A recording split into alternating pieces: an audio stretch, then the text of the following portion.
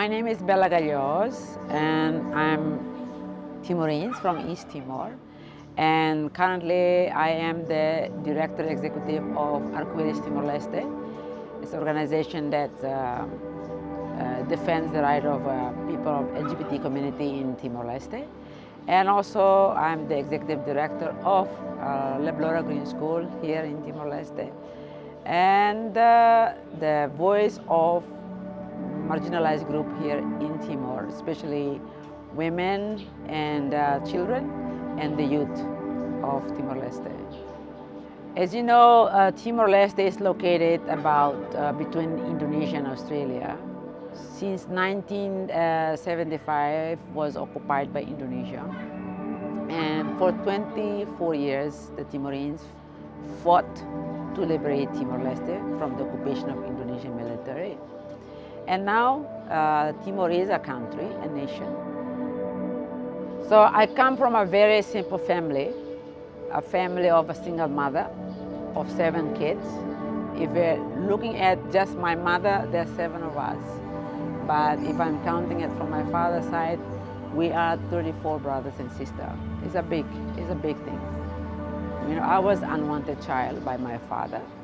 When I was 4 years old, I guess based on my character, more of masculinity, my father didn't expect that, didn't want that.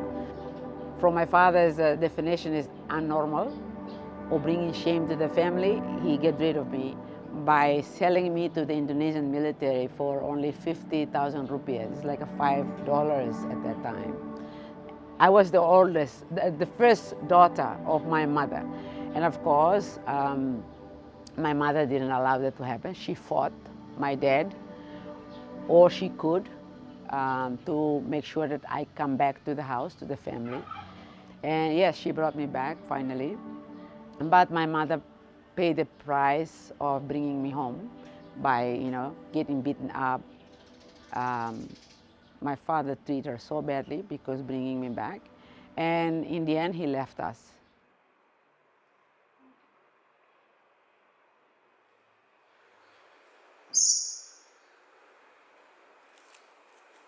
Thanks to my mother for educating me, loving me, accepting me, taking me forward.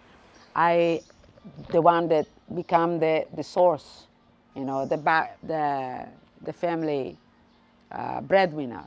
I supported most of my brothers and sisters because I want them to gain education, so I send them all to schools. So that's coming with a lot of responsibilities, not only privilege that I enjoy in my life, no, it is come with a huge responsibility of making sure that my whole brothers and sisters, my families are well taken care of. So that's, you know, this is a process of how I learn. Learning the sense of responsibilities, learning about the sense of ownership, leadership.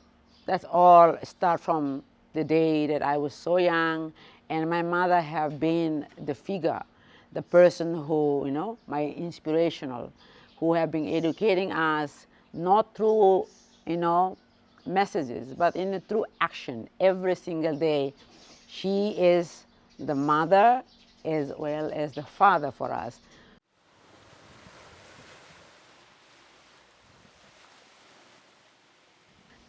Outside of your home, you got to always be careful because your country is occupied by Indonesian military. You are taught to be always cautious about your word, you know, a situation, or even to turn your radio, you're making sure that the kind of radio that the government or the military want you to hear, not rebellious radio, you know, like association, they want to make sure that you are associated with just, you know, innocent people who don't understand what's going on in the country. And the language, you know, like Portuguese language, my parents was, you know, speaking a Portuguese language, but then we are not allowed to do that. So everything always come to you to be careful, you know, always watch out. Of course, it's very complicated. And then being a girl, you know, and, you know, growing up in that situation, you are targeted, you know, because the occupation of Indonesia in East Timor is not only something, this is systematically well organized. Like I also one of the generation of young women who have been sterilized with Depo-Provera so many times without any record, without any registration. They inject you today, and in a week or so they inject you again with the name of immunization or healthy reasons. But then in the end you find out that you have been sterilized with, contraception without your understanding of it or without your consciousness, even not with the right age. I was too young to receive such injection. So yeah, it's a very complicated life that I went through when I was in a very young age.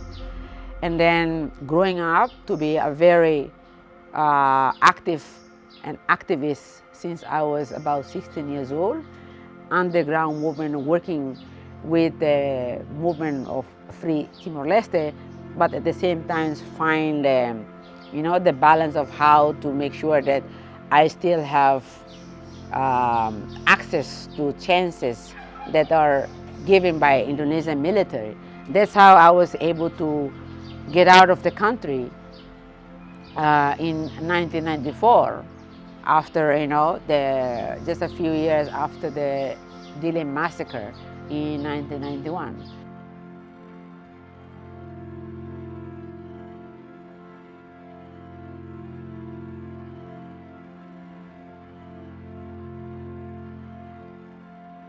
One life, I pro my country, I want to be Timor to become independent country, and then in another life, as if I am acting as if I am pro Indonesia's presence in my country. It was very hard, You at the time, you cannot express exactly who you are. You just have to go through that, and then can't explain it. Because if you explain it, you're afraid that you're going to explain it to the wrong person, and you end up in jail, or you end up being raped, or you end up being taken and disappeared.